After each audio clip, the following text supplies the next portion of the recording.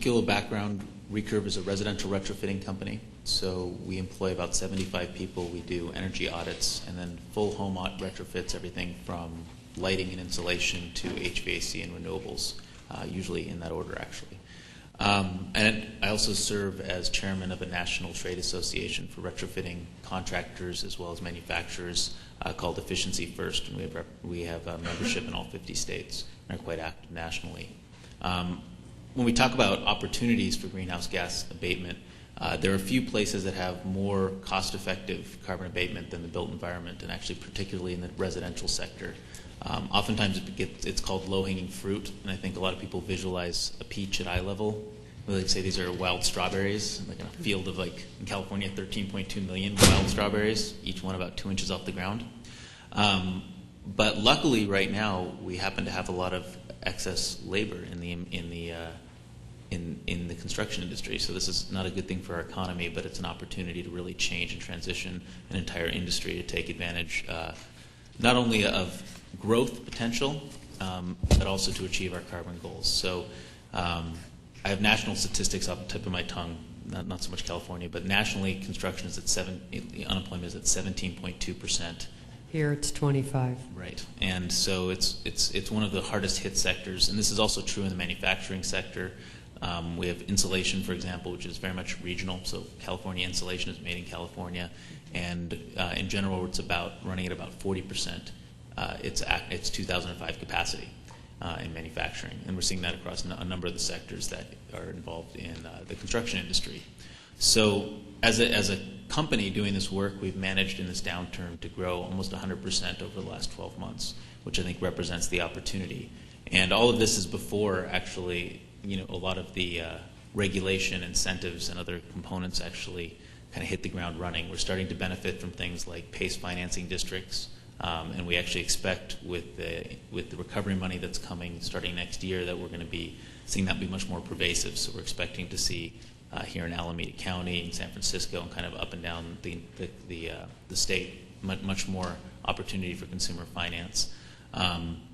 And there's a confluence of events happening around recovery money focused on ECGB, block grants to cities, state energy program money going to the California Energy Commission, who's actually allocated about $96 million of their $227 million towards retrofitting. And that includes commercial, but a large percentage of that is going into the residential space right now. And we need the same kind of similar effort that we undertook around the California Solar Initiative and kind of the big bold vision of 1 million solar roofs to do a similar kind of market transformation in the residential sector. If people remember back just 5 or 6 years ago, the California solar rebate was 50% or $4.50 a watt, which is an enormous incentive compared to today where we're at only about $1 per watt. And at the same time, the price of solar has come down. And we've gone from a few boutique companies to over 1,000 solar installers in California. And we're looking for, I think AB 32 definitely sets the long-term goals, and we're starting to see that translate into real market reality as cities are coming to terms with the fact that they can't just do press releases, they have to actually start hitting their goals pretty soon, and someone's going to start checking, which is a new reality. We're starting to see a lot of programs lining up a lot more closely with the actual carbon goals. In our world, that's paying attention to the loading order that the California Energy Commission put in place, and the CPUC has also adopted, which says you do all the cost-effective things kind of in the order of cost-effectiveness. And so we're seeing kind of a real shift in the marketplace, which we think is very positive. In my capacity as Efficiency First chairperson nationally, but focused on California, we have over 140 members just in the last 9 months here in California. And 3 active chapters, Southern California, Bay Area, and a Northern California chapter.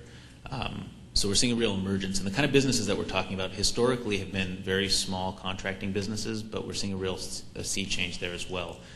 Companies that were building new homes, there's a partner of ours in the Central Valley, Groupie Homes, was a $100 million home builder just about 2 years ago at this point, which is a great example of the type of mature businesses that we're trying to attract to this marketplace. And they're making an enormous investment and really focusing all of their efforts to transition from being a new home builder. And they actually always built low energy or zero energy homes, but there is no such thing. When you're building new, you're always adding, no matter how efficient that building is. So they're really focused right now and have started to really the bulk of what they're doing now is in the retrofitting industry, and that's really where they're putting all of their attention. We expect to see that happening, but essentially someone needs to make this market real, and that's what we're starting to see. Is we need the state's leadership, AB 32 and other plans put in place so that companies who are here to make large investments and put private capital to work can rely on the fact that this is a real industry, that this market's going to exist over the long haul, and that the type of consumer incentives are there to give it a shot in the arm. We don't expect that we need, because of how cost-effective energy efficiency is and the fact that over time the cost of energy is going to increase and has historically always done so, we really believe that there's a near-term market transformation requirement where we need a significant injection of capital and programs, and it's really a public-private hybrid, and that's which is the public policy around job creation and climate change coupled with a scale of implementation that can only be done through the market. So if you consider 13.2 million homes that really almost all need retrofitting, this is something that can't really be a government program. So it's this marriage of the goals of AB 32, driving cities to help increase adoption, and the marketplace where we have a lot of capacity standing up to deliver. So very bullish in terms of of actually seeing this industry transform, and really think AB 32 is very much part of what has crystallized and focused the attention on really achieving our goals. And so I appreciate the chance to testify. I'd be happy to answer any questions.